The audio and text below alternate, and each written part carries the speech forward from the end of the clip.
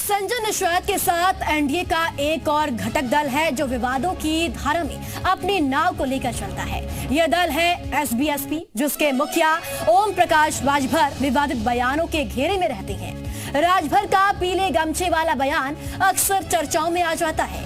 अब सवाल है कि एनडीए के ये घटक दल अपने बयानों से कहीं बीजेपी का घाटा तो नहीं करवा रहे हैं।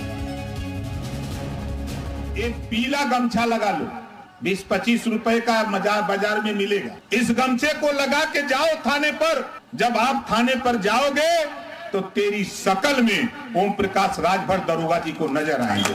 यहाँ ऐसे नहीं पहुंचा हूँ, 7 दरोगा का हाथ पैर तोड़वा कर उसे गड्ढे में फेंकवा कर तब डॉक्टर संजय आया है। जरूरत हुआ तो दरोगा के खिलाफ भी कार्रवाई कराएंगे। अपने वोट बैंक को खुश करने के लिए दिए गए ये बयान राजनीति में विवाद की आंधी उठाते हैं और उस आंधी से उठी धूल सत्ताधारी दल बीजेपी के इर्द गिर्द मंडराने लगी है। ओम प्रकाश राजभर सुभाषपा के अध्यक्ष हैं, यूपी में एनडीए के सहयोगी हैं और वर्तमान में अल्पसंख्यक कल्याण मंत्री हैं। संजय निषाद भी निषाद पार्टी के मुखिया हैं, यूपी में एनडीए के सहयोगी हैं और वर्तमान में मत्स्य विभाग का जिम्मा संभाल रहे हैं।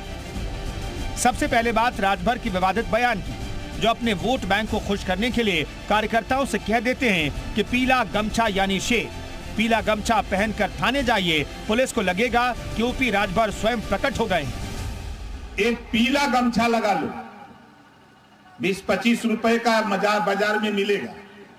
इस गमछे को लगा के जाओ थाने पर। जब आप थाने पर जाओगे तो तेरी शकल में ओम प्रकाश राजभर दरोगा जी को नजर आएंगे। राजभर का यह बयान पुराना है, लेकिन चर्चा में आए दिन आ जाता है, क्योंकि पीला गमछा ओढ़कर थाने पहुंचे सुभाषपा कार्यकर्ता आरोप लगाते हैं कि सुनवाई तो नहीं होती, पिटाई अलग हो जाती है। इस कड़ी में निषाद पार्टी के मुखिया संजय निषाद भी अपना वोट बैंक मजबूत करने के लिए खुले मंच से कार्यकर्ताओं को बताते हैं कि पुलिस से वो बिल्कुल नहीं डरते। 7 दारोगा के हाथ पैर तुड़वाकर उन्हें गड्ढे में फेंक चुके हैं। यहाँ ऐसे नहीं पहुंचा हूँ, 7 दरोगा का हाथ पैर तोड़वा कर उसे गड्ढे में फेंकवा कर तब डॉक्टर संजय आया है। जरूरत हुआ तो दरोगा के खिलाफ भी कार्रवाई कराएंगे। एनडीए के सहयोगी दलों के ये बयान भले उनकी पार्टी के कार्यकर्ताओं को खुश करते हो, लेकिन विपक्षी दलों को एनडीए को घेरने का मौका दे देते हैं, क्योंकि यूपी की बीजेपी सरकार कानून व्यवस्था को अपना टॉप हथियार मानती है।